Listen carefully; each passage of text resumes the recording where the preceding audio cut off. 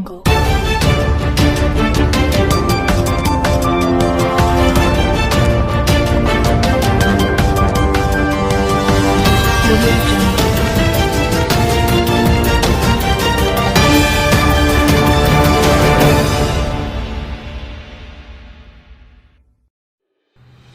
क्षेत्र में आज कोरोना महामारी के प्रकोप को देखते हुए सरकार की गाइडलाइनों का उल्लंघन करने वालों के खिलाफ मुंडावर उपखंड क्षेत्र में एसडीएम राम सिंह राजावत ने शराब का गोदाम व अन्य 6 दुकानों को आज सीज किया।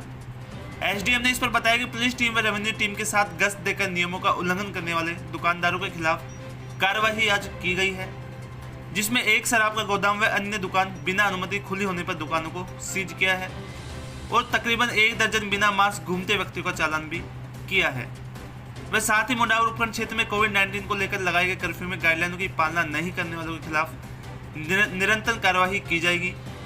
अगर दुकानदार नियमों की पालना नहीं करते हैं तो सख्ताई कर दुकानदारों के खिलाफ एफआईआर भी दर्ज कराने का प्रशासन सख्त कदम उठाएगा। इस महामारी को आमजन हल्के में नहीं ले, वह सरकार और प्रशासन के नियमों की पालना अवश्य करें। वहीं दौरान एसडीएम राजावत ने आमजन से अपील करते हुए कहा कि सरकारी नियमों की पालना करें ताकि जुर्माना, दुकान सीज व एफआईआर से बच।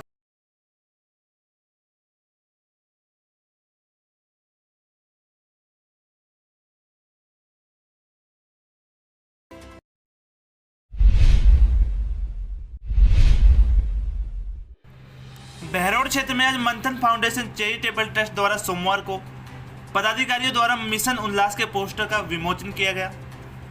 इस कोरोना महामारी के दौरान ज्यादातर लोग चिंता, डर और तनाव का शिकार हैं और उनका मानसिक स्वास्थ्य भी सकारात्मक नहीं है।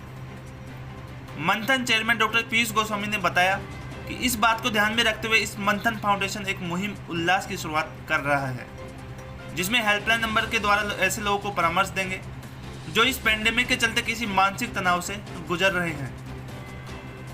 कोई परिवार या स्वयं के स्वास्थ्य को लेकर चिंतित है तो कोई व्यापार में हो रहे नुकसान के कारण किसी छात्र को पढ़ाई की चिंता है तो कोई आमजन रोज के बढ़ते आंकड़ों की खबरों से भयभीत है।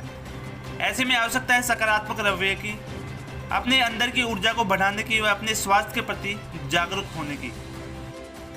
इसी संबंध में परामर्श हेतु निम्न हेल्पलाइन नंबर पर कॉल कर टेली काउंसलिंग का लाभ ले सकते हैं।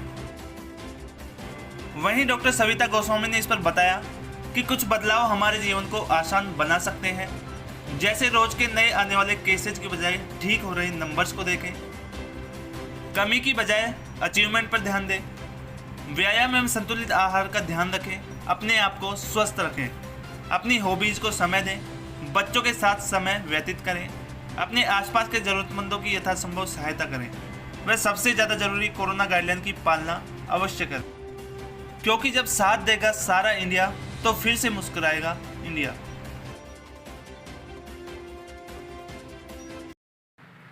Mission Ullas, be kind to your mind, Manthan foundation charitable trust की एक नई शुरुआत है।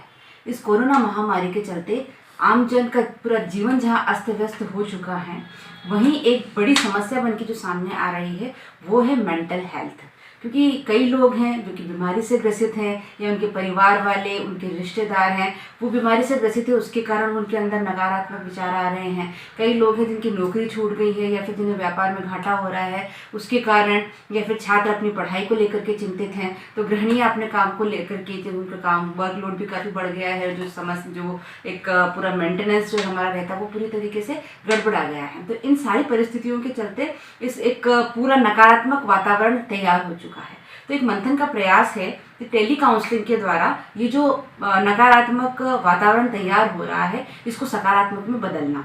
इसके अंतर्गत हमारे कुछ एक्सपर्ट्स हैं, उनके नंबर, हेल्पलाइन नंबर्स जो हैं वो यहाँ पे पब्लिश किए जा रहे हैं मिशन उल्लास के अंतर्गत, कि आप इन लोगों से दिए गए समय पर बात करके और आपके अंदर की जो भी डाउट्स हैं उनको भी क्लियर कर सकते हैं। कोई नकारात्मक विचार आपके अंदर चल रहा है तो उसको आप किस तरीके से डील कर सकते हैं, इससे संबंधित जो भी आवश्यक परामर्श हैं वो आपको दी जाएंगे। और ये पूर्ण रूप से निःशुल्क सर्विस है। मंथन फाउंडेशन का एक प्रयास यही है कि एक सकारात्मक है, क्योंकि सकारात्मकता ही है जो कि नकारात्मकता पे विजय प्राप्त कर सकती है। हम रोज़ देखते हैं कि आज इतने आंकड़े बढ़ गए, आज इतने कोरोना पॉजिटिव केसेस में देखने को मिले हैं, आज इतने डेथ्स हुई हैं। तो इसको देखने की बजाय हमें थोड़ा सा अपना नज़रिया चेंज करना होगा। हमें यह देखना होगा कि रोज़ कितने लोग हैं जो कि रिकवर कर रहे हैं, क्योंकि जब हम रिकवरी के बारे में सोचेंगे तो वो एक सकारात्मक रवैया रहेगा हमारा इस बीमारी के प्रति। तो जब हम उसके ऊपर ध्यान देंगे तो जो रिकवरी का रेशियो है वो और ज़्यादा बढ़ेगा। और साथ ही जो कोरोना गाइडलाइन है उसे हमें फॉलो ज़रूर करना है। जो जो प्रिकॉशंस बताई गई हैं, हमें मास्क, 2 गज दूरी और हैंड सैनिटाइजेशन, इन तीनों चीज़ों का हमें विशेष रूप से ध्यान देना है।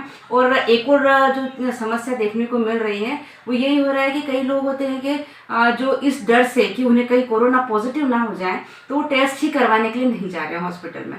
तो ये भी एक नेगेटिव चीज़ है, क्योंकि अगर आप टेस्ट ही नहीं करवाएंगे तो क्या पता आप कितने और लोगों को फैला सकते हो। इसे अगर हमें लिमिट करना है तो हमें इस चीज़ का भी ध्यान रखना होगा। और साथ ही एक और जो सबसे ज़्यादा इम्पॉर्टेंट बात है वैक्सीनेशन की। तो वैक्सीनेशन के लिए जैसे कि सभी लोगों को पता है कि 1 मई से 18 वर्ष से ऊपर आयु के सारे लोगों को वैक्सीनेशन हो सकता है, वो लोग करवा सकते हैं। लेकिन उसमें भी हमें एक चीज़ का ध्यान रखना होगा कि हॉस्पिटल में जाकर के हम भीड़ ना बढ़ाएं, पहले से रजिस्ट्रेशन करवा के और जो सीमित और व्यवस्थित ढंग से इस प्रक्रिया को हम लोग आगे बढ़ाएं और किसी तरीके की भ्रांतियाँ भी ना पहुँचाएं।